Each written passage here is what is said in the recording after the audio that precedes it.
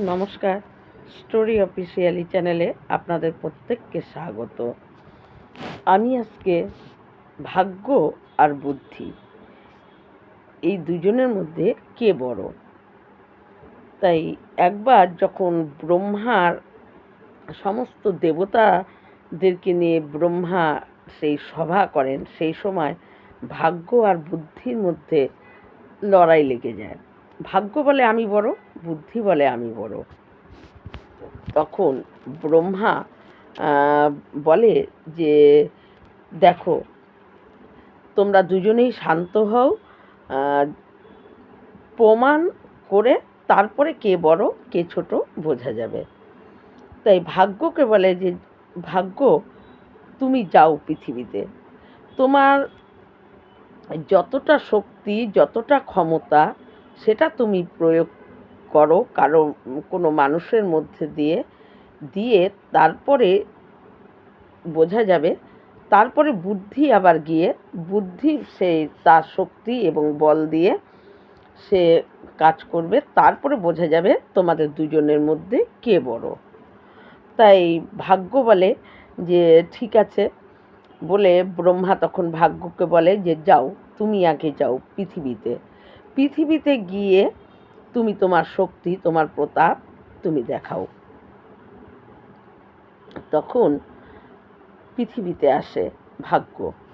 ভাগ্য পৃথিবীতে এসে সে দেখে যে একজন, মানে খুবই, তার মা আর সেই ছেলে থাকতো একটা ভাঙা চোরা কুঠির বানিয়ে। তারা থাকতো, সম্বল বলতে তাদের ছিল 3টা ছাগল, আর তাদের ঠিক মতো করে খাওয়াই জুটত না দুবেলা। তাই ওই রকম অবস্থার মধ্যে দেখে ওই ছেলেটি প্রতিদিন ছাগল নিয়ে সে চড়াতে যেত, আর বনের মধ্যে গিয়ে গাছপালা পাতা এগুলো কেটে ছাগলগুলোকে খাওয়াতো, আবার কিছুটা পাতা, গাছের ডাল এগুলো নিয়ে আসতো বাড়িতে। এটাই ছিল তার কাজ। তখন ভাগ্য ওই রকম দেখে ভাগ্য ভাবে যে আমার শক্তির দ্বারায় আমি এর পরিবর্তন করে দেব, একে রাজা করে দেব। কারণ ভাগ্য তাই ভাবে বলে ভাগ্য তার ভিতরে প্রবেশ করে। ভাগ্য তার শক্তি, তার প্রতাপ ওই ছেলের উপরে সে দেখাতে শুরু করে, এবং যখনই ভাগ্য তার উপরে সদয় হয়, বুদ্ধি তার থেকে দূরে চলে যায়। কারণ বুদ্ধি, খালি ভাগ্য কত একজনকে, মানে কতটা প্রভাব, কতটা দেখাতে পারে, সেটার জন্য বুদ্ধি তার ভেতর থেকে চলে যায়। এখন ভাগ্য তার উপরে সদয় হয়ে যায়, কিন্তু ভাগ্য দেখে যে এদের তো কিছুই নেই। এই প্রতিদিন যখন ছাগলগুলোকে নিয়ে সে চড়াতে যায় এবং গাছের ডালপালা, বনের যে গাছ, সেই গাছের ডালপালা পাতা এগুলো কেটে কেটে ছাগলগুলোকে খাওয়ায়। তাই সে যেই পথ দিয়ে ছাগল নিয়ে যায়, ভাগ্য কী করে, সেখানে তার 2টো সোনার জুতো রেখে দেয়। কিন্তু ওই যে ছাগল চড়ায় সেই ছেলেটি যেই পথ দিয়ে যায়, যেখানে সে ছাগল চড়ায় ঠিক সেখানেই রেখে দেয়, আর তার চোখে পড়ে। কিন্তু তার যেহেতু তার থেকে বুদ্ধি চলে গেছে, তাই ওই জুতোটো যে সোনা, তার মধ্যে যে হীরা জহর মাণিক্য সমস্ত কিছু সেখানে আছে, সেই বুদ্ধি তো তার নেই। সে দেখে 2টো জুতো, মনে মনে ভাবে যে জুতোটা পেয়ে ভালোই হয়েছে। এই বনের মধ্যে যখন গাছ কাটি তখন অনেক সময় পায়ে কাটা টাটা লাগে, তাই জুতোটা পরে থাকলে আমার আর ওই পায়ে কাটা ফুটবে না।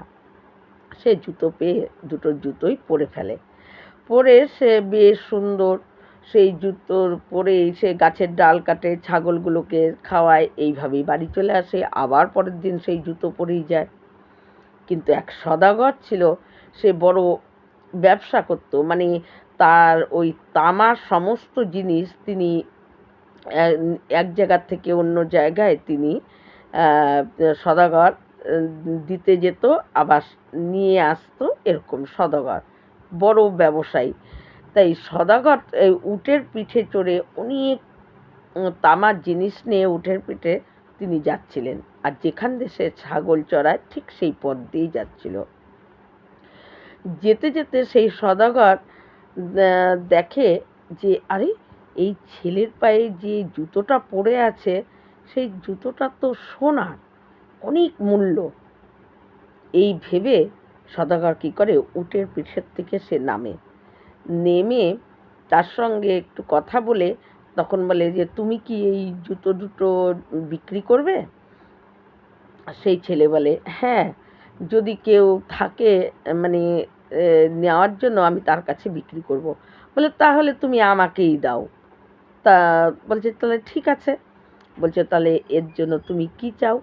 তখন ও ছেলেটি, যেহেতু তাদের খাওয়ার অভাব আর তার মধ্যে তার বুদ্ধি তো কাজ করছে না, কারণ বুদ্ধি তো তার থেকে দূরে চলে গেছে, তাই সে তখন আর সে চিনতেও পারছে না যে এত মূল্যবান এটা জুতো, যেহেতু বুদ্ধি নেই।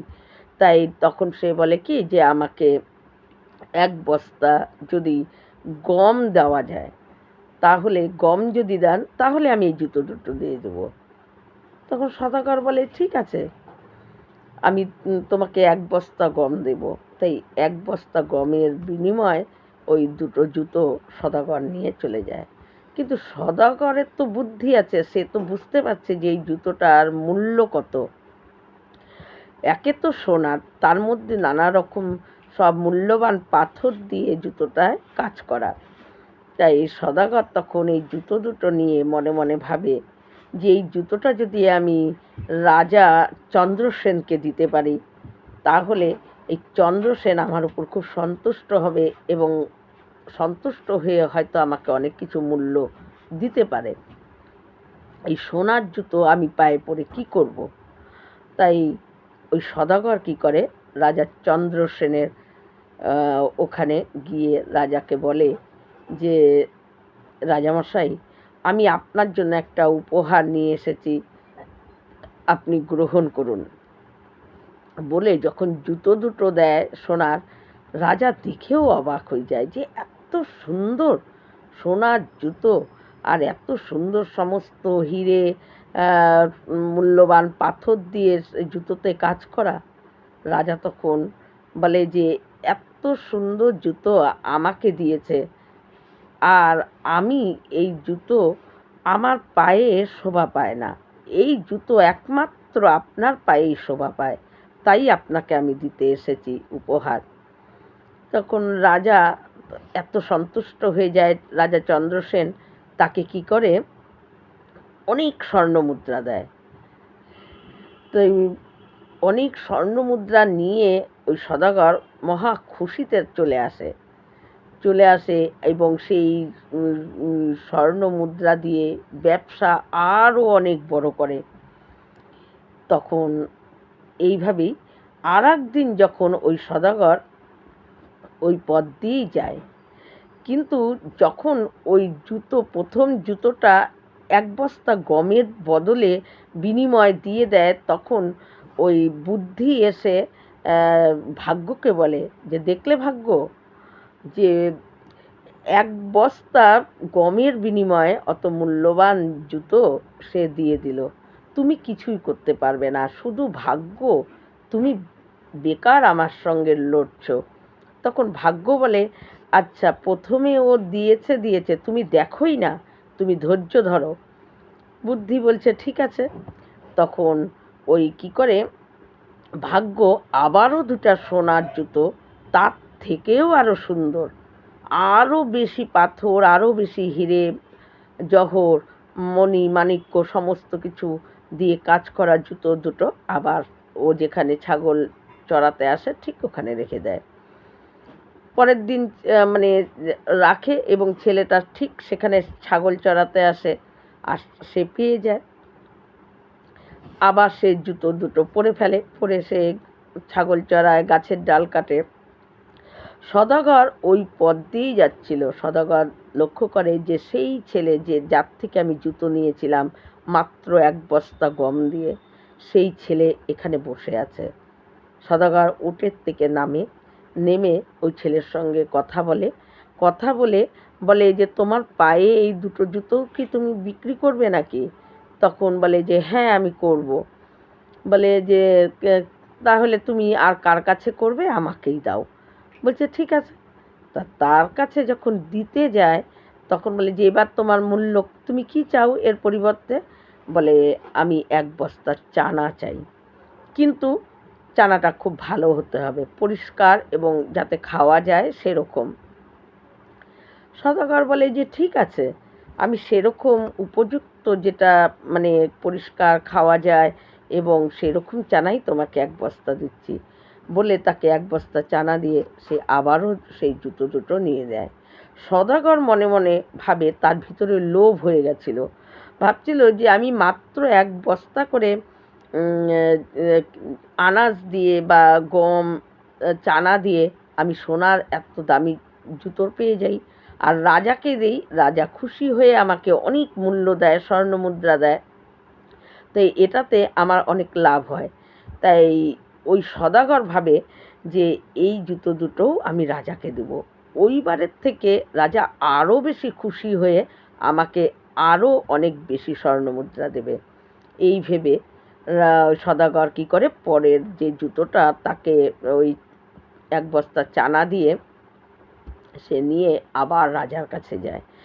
রাজার কাছে যাওয়ার পর রাজাকে বলে যে, আপনার জন্য আমি উপহার নিয়ে এসেছি। আপনার জন্য ২ টো জুতো নিয়ে এসেছি, আমি আপনাকে দিতে চাই। রাজাকে দেয়, রাজা নেয়। রাজা নিয়ে রাজা মনে মনে ভাবে যে এই রকম জুতো দেখে মনে হচ্ছে যেন দেবতারা এই জুতো পরে। তো এই রকম মূল্যবান জুতো এই সওদাগর পায় কোথায়? তাই রাজা তাকে বলে যে, "তুমি এই রকম জুতো কোথায় পাও?"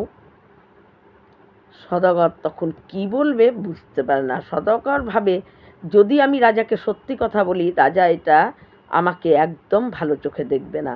যে একজন গরিব মানুষকে তুমি ঠকিয়ে তুমি এইভাবে জুতো নিয়ে এসে আমাকে দাও। আর যদি কি বলবো, তখন সেই সওদাগর ভাবে যে মিথ্যা বলাই ভালো। সওদাগর বলে যে, "আমাকে একজন রাজা মানে সম্রাট, অনেক বড় রাজা, সে আমার সঙ্গে মিত্রতা আছে, তাই সে আমাকে, আমি গেলে সে সন্তুষ্ট হয়ে আমাকে দেয়। কিন্তু এত মূল্যবান জুতো আমার পায়ে কি শোভা পায়? এটা আপনার পায়ে শোভা পায়, আমি তাই আপনাকে দিই।" রাজা তখন বলে যে, "তোমার ওই সম্রাটের যে বড় রাজা, তার কি কোনো পুত্র আছে, রাজকুমার আছে?" তখন সওদাগর আবারও ভাবে যে এখনো আমার আবারও মিথ্যা কথা বলতে হবে। সওদাগর তখন বলে যে, "না, আসলে সেই সম্রাট, সেই রাজা বিয়েই করেনি, তাই তার কোনো পুত্র সন্তান নেই।" তখন বলে, "বিয়ে করেনি? তাহলে তুমি এক কাজ করো, তুমি গিয়ে তাকে বলো যে আমার একটা সুন্দরী কন্যা আছে এবং আমার কোনো কিছুর অভাব নেই। তুমি তো জানোই আমি একজন রাজা, তাই আমার ইচ্ছা আমার কন্যার সঙ্গে ওই সম্রাট রাজার বিয়ে দেওয়ার।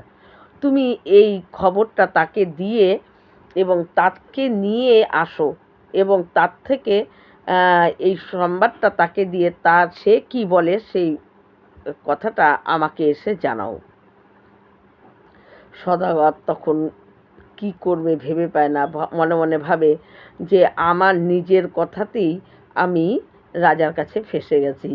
কারণ আমি যদি এখন কোনো রাজাকে না আনতে পারি, তার কোনো সংবাদ বা তার কোনো খবর না দিতে পারি, রাজা তো খুব রাগ হয়ে যাবে, আমাকে মৃত্যুদণ্ডও দিয়ে দিতে পারে। তাই সে কি করে, মনের মধ্যে উদাস ভাব নিয়ে, কিন্তু পরের বার জুতোতে রাজা তাকে কোনো কিছুই উপহার হিসাবে কোনো কিছু দেয়নি। উপরন্ত তাকে ওই রাজার এই রাজা তাকে জুতো দেয়, তার সঙ্গে তার কন্যার বিয়ে দিবে, এই খবরটা এনে দিতে বলেছে। রাজা তাহলে সেখানে লোক পাঠাবে। এখন ও কি করবে সদাগর, ভাবছে রাজা যদি জেনে যায়, তাই সদাগর খুব ভয়ে ভীত হয়ে যায়। এতটাই ভীত হয়ে যায়, সদাগর ভাবে যে আমি কোথায় পাবো রাজা, আর কোথায় পাবো সম্রাট, সেই রকম আমি যেরকম বলেছি, তাই তাকে আমি রাজার কাছে কি করে নিয়ে যাব, আর আমি যদি না নিয়ে যেতে পারি রাজা আমাকে শাস্তি দেবে। তাই তখন সে কি করে, মহা ভয়ে ভীত হয়ে সে আবারও নিজে ওই উটে করে তার নিজের ব্যবসার যে পিতলের সমস্ত জিনিস ভরে নিয়ে উটে করে যাচ্ছিল। যেতে যেতে কি করে, তখন ওই ছেলেটার মানে বাড়ির সামনে আসে। আর ছেলে যখনই আসে আর সদাগরকে যেই দেখে, সেই ছাগল চড়ায় যে ছেলেটি, এবং সে তখন তাকে উটের থেকে নামা পড়ে সে তাকে বলে যে হ্যাঁ আপনি আসেন আসেন, কারণ সে ভাবে যে এই লোকটার জন্য আমরা দুবেলা খেতে পাচ্ছি, এই মানুষটার জন্য আমরা দুবেলা খেতে পাচ্ছি, তাই তাকে সআদরে ভেতরে নিয়ে যায় এবং উটের গায়ে যে অনেক পিতলের জিনিস ছিল সেগুলোকে সদাগর কী করে নামিয়ে ওই বাড়ি এক কোণার মধ্যে রাখে।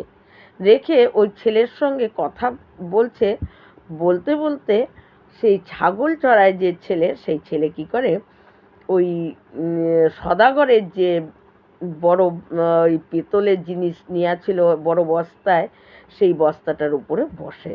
আর যেই বসে, যেহেতু ভাগ্য তার দিকে, মানে ভাগ্য তার সঙ্গে আছে, যেই ওই বস্তায় বসে তার পিতলের সমস্ত জিনিস সোনার হয়ে যায়, এবং এক গোটা পিতলের জিনিস সোনার হয়ে যায়। তখন সদাগর ওইটা দেখে অবাক হয়ে যায়। সদাগর তখন মনে মনে ভাবে হয় এ কোনো ভগবানদের দেবতার মধ্যে হয়তো কেউ, আর না হইলে অনেক বছরের তপস্যা পুণ্যফল, এর ভেতরে কোনো একটা নিশ্চয়ই কোনো গুণ আছে ভগবানের, যার জন্য এর স্পর্শেই সোনা হয়ে যায়। তাই অতগুলো জিনিস, পিতলের জিনিস যখন সোনা হয়ে যায়, তখন সদাগর মনে মনে ভাবে যে আমার কাছে তো অর্থ সোনা কোনো কিছুই কম নেই, তাহলে কেননা আমি যদি একেই রাজা বানিয়ে দিই, আর একে রাজা বানিয়ে আমি যদি রাজার কাছে নিয়ে যাই যে এই সেই বড় সম্রাট, তাহলে তো আমার আর ভয় থাকে না, আমার আর মৃত্যুর রাজার কাছে যে শাস্তির ভয় সেটা থাকে না। তখন সে মনে মনে ভাবে এবং তাকে বলে যে আমি তোমাদেরকে এখানেই বড় প্রাসাদ তৈরি করে দিচ্ছি এবং তোমাকে আমি রাজা বানিয়ে দেব, আর এখানে যে অনেক জমিদার আছে তাদের থেকে আমি জমি কিনে তোমার অনেক জমি আমি করে দিচ্ছি, দিয়ে তোমাকে আমি রাজা বানিয়ে দিচ্ছি। তো ওই ছেলে তখন বলে যে ঠিক আছে, আপনি যা ভালো বুঝেন, কারণ তার বুদ্ধি কোনো কাজ করে না, বুদ্ধি নেই, কারণ বুদ্ধি তো তার থেকে চলে গেছে। বলে আপনি যা ভালো বুঝেন। রাজা ওই সদাগর কী করে, সে তারই সমস্ত লোকজন ডেকে সে সুন্দর এক প্রাসাদ তৈরি করে এবং সেখানেই ছেলেকে রাজা করে। কিন্তু ওই ছেলে বলে যে আমাকে আপনি যাই করুন না কেন, আমার যে এই ছাগল, সেই ছাগলগুলো যেন আপনি কিছু করবেন না, সেগুলো যেন আমার কাছেই থাকে। ওই রকম রাজা তাকে করার জন্য এদিকে সদাগর প্রাসাদ নানা রকম লোকজন দিয়ে তৈরি করছে, আর ওই ছেলের কোনো ভ্রুক্ষেপই নেই। সে প্রতিদিন ওই ছাগল নিয়ে চড়াতে যাচ্ছে, আবার ডালপালা কেটে তাদেরকে খাওয়াচ্ছে, কিছু ডালপালা নিয়ে চলে আসছে, তার কোনোই ভ্রুক্ষেপ নেই। এই করতে করতে যখন প্রাসাদ হয়ে যায় এবং বড় প্রাসাদ হয়ে তাকে ওই ছেলেকে কী করে তাকে সিংহাসনে বসায় ওই সদাগর, তার মাথায় মুকুট পরিয়ে দেয়, তাকে ভালো বস্ত্র পরিয়ে দেয়। এদিকে ছাগলগুলো তার, সে ছাগলের সঙ্গেই তবুও সে ছাগল চড়াতে যায় এবং তার মন টন খুব উদাস হয়ে যায়। যখন সদাগর বলে যে না তুমি আর ছাগল চড়াতে যাবে না, তুমি হলে রাজা, এবং দাস দাসী সমস্ত ব্যবস্থা করে তাকে একটা রাজার যেরকম সব ব্যবস্থা থেকে দাস দাসী সমস্ত সব কিছু ব্যবস্থাপনা করে নিজে মন্ত্রী হয়। তখন সেই ছেলে বলে যে আমার এই ভিড় এই রকম কিছু ভালো লাগছে না। আর তার মাও তখন বলে যে আপনার জন্য আমাদের সমস্ত কিছু নষ্ট হয়ে গেছে। আমরা কি সুন্দর ছিলাম, ছাগল চড়াতে যেত ছেলে আর এইভাবে থাকতাম, আপনি কেন এগুলো করলেন? সদাগর অবাক হয়ে যায় যে তারা ছাগল, এটা কি মূর্খ? ছাগল চড়াতো, আমি এত সুন্দরভাবে প্রাসাদ জমি টমি কিনে একজন রাজা করে সিংহাসনে বসালাম, দাস দাসী এবং হয়ে আমি নিজে মন্ত্রী পদ নিলাম। তারপরেও বলছে এর মা ছেলে বলে যে তাদের ভালো লাগে না।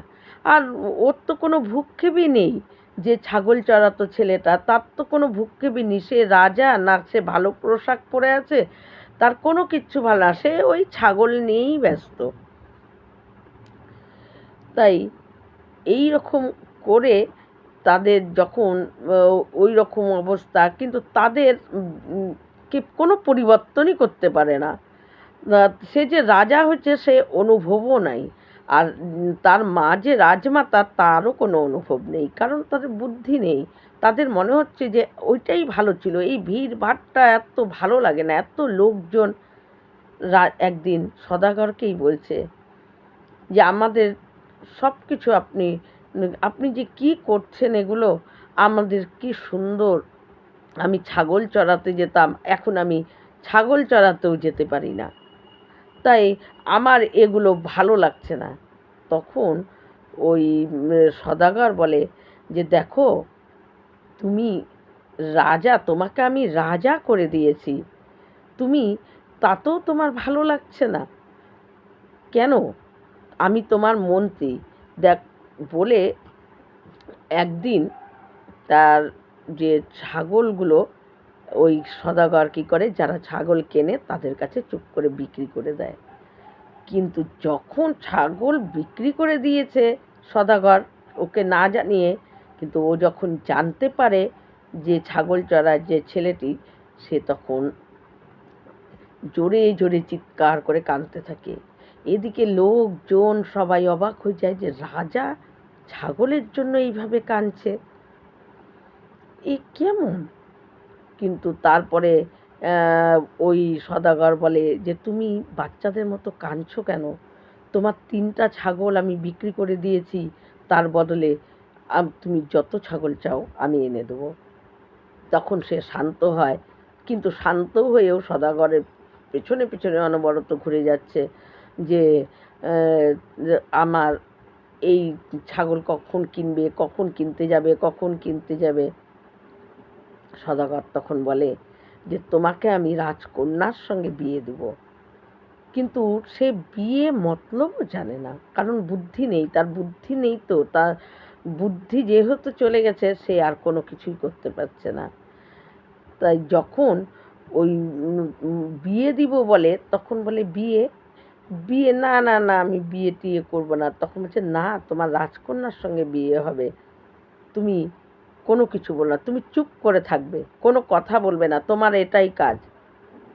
তুমি যদি কথা বলো তাহলে কিন্তু ওই রাজা যে আছে, যেই রাজার কন্যার সঙ্গে তোমার বিয়ে হবে, সেই রাজা কিন্তু তোমাকে আমাকে দুজনকেই ফাঁসি দিয়ে দিবে, আমাদেরকে মৃত্যু দণ্ড দেবে, তাই তুমি কোনো কথা বলবে না। তখন সে কি করে, ভয়ে চুপ হয়ে যায়। এদিকে ওই সদাগর রাজাকে গিয়ে কি বলে যে রাজামশাই, আমি ওই কোনো অভাব নেই, একজন বড় সম্রাট, হ্যাঁ সে বিয়েতে তার মত আছে। এই কথা রাজাকে খবর দেয় রাজা চন্দ্রসেন। তখন কি করে, ব্রাহ্মণকে পাঠিয়ে, সঙ্গে লোক পাঠিয়ে বলে ব্রাহ্মণকে একদম দিন ঠিক করে চলে আসবে। আর রাজা খুব খুশি হয় যে এত, ওই সদাগর গিয়ে বলে যে রাজার কাছে আমি যেই রাজার কথা বলছি, সেই রাজার কোনো জিনিসের অভাব নেই, অফুরন্ত তার জিনিস। রাজা এই কথা শুনে আরও খুশি হয় এবং ওই ব্রাহ্মণরা রাজার লোক নিয়ে গিয়ে রাজাকে ওকে বিয়ের দিন ঠিক করে আসে।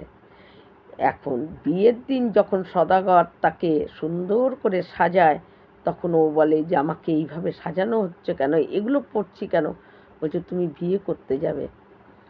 তখন সুন্দর ঘোড়ার গাড়ি সুন্দর করে সাজিয়ে সেই ঘোড়ার গাড়িতে চড়ে সেই যে ছাগল চড়াতো সে বিয়ে করতে যায়। বিয়ে করতে গিয়ে যখনই রাজার বাড়ির সামনে যায়, রাজার সেনা সৈন্য সমস্ত হাতে তরোয়াল নিয়ে যেই নাকি তাদেরকে স্বাগত করার জন্য আসে, সে ভয় পেয়ে যায়।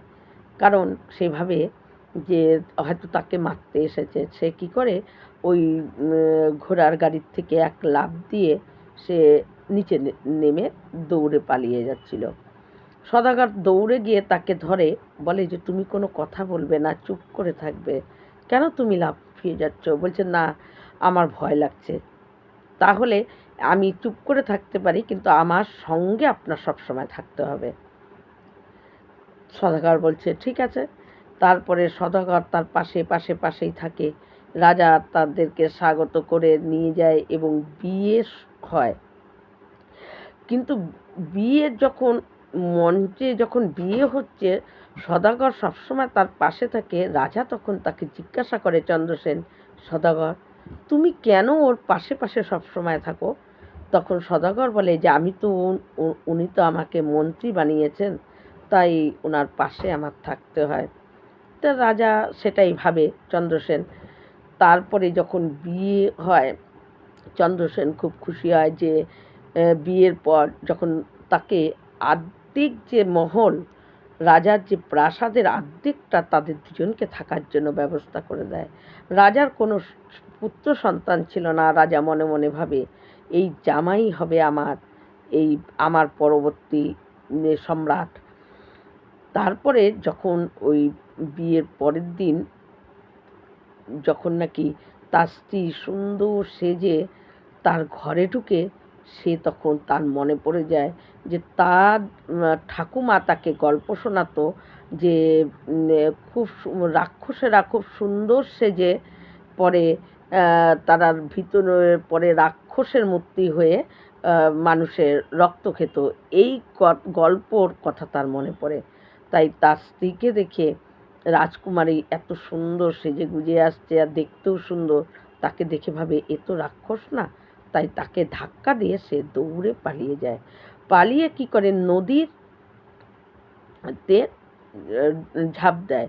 কিন্তু নদীতে ঝাঁপ দিয়ে যখন দেখে যে সে তার মৃত্যু হয়ে যাবে, তখন সে আবার পাড়ে উঠে একটা জায়গায় চুপ করে বসে এবং বাড়িতে হইচই পড়ে যায় এবং রাজা চন্দ্রসেন প্রচণ্ড রেগে যায়।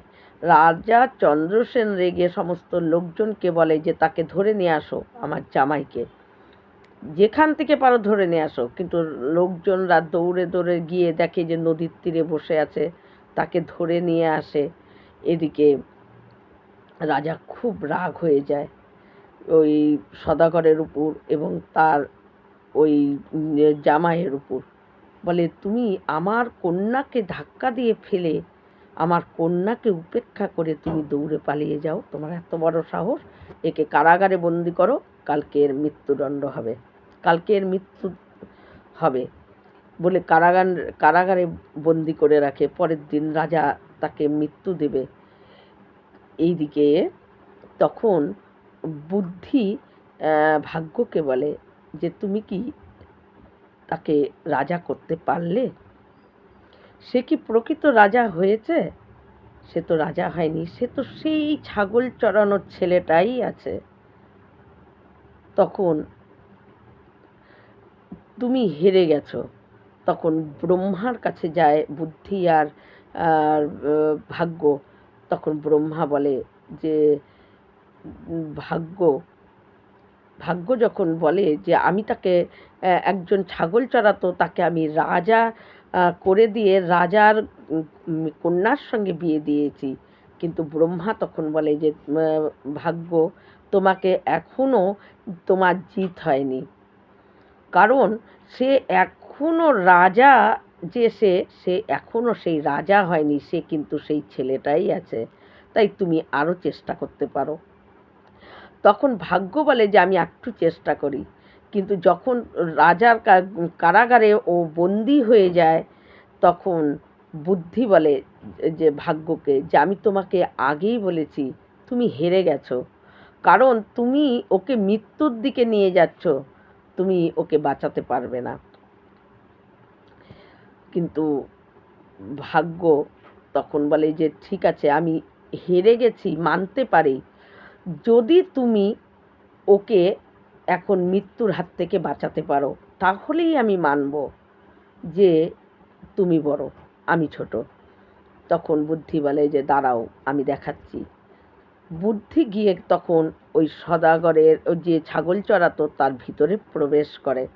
বুদ্ধি প্রবেশ করার পরই ওই কারাগারে বন্দি অবস্থায় পরের দিন যখন কারাগার থেকে তাকে মৃত্যুদণ্ড দেওয়ার জন্য বার করা হয়, তখন সে বলে যে আমি তো আপনার জামাই, আমি আপনাকে একটা কথা জিজ্ঞাসা করতেই পারি, মৃত্যুর আগে আমার এই জিজ্ঞাসা আছে আপনার কাছে। তখন চন্দ্রসেন বলে কি বলবে বলো।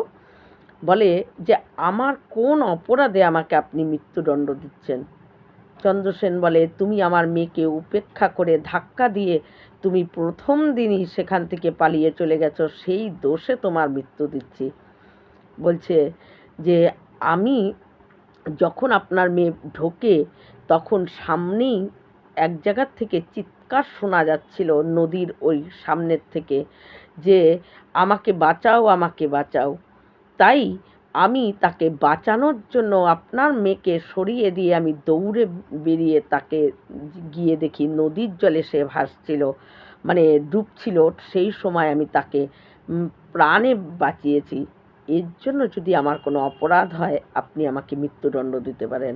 কারণ বুদ্ধি প্রবেশ করার সাথে সাথে তার ভিতরে বুদ্ধি চলে এসেছে, তখন সে কারাগারে আছে এবং কারাগার থেকে তার মৃত্যুটাকে ওই বুদ্ধি বলে সে বাঁচিয়ে নিল।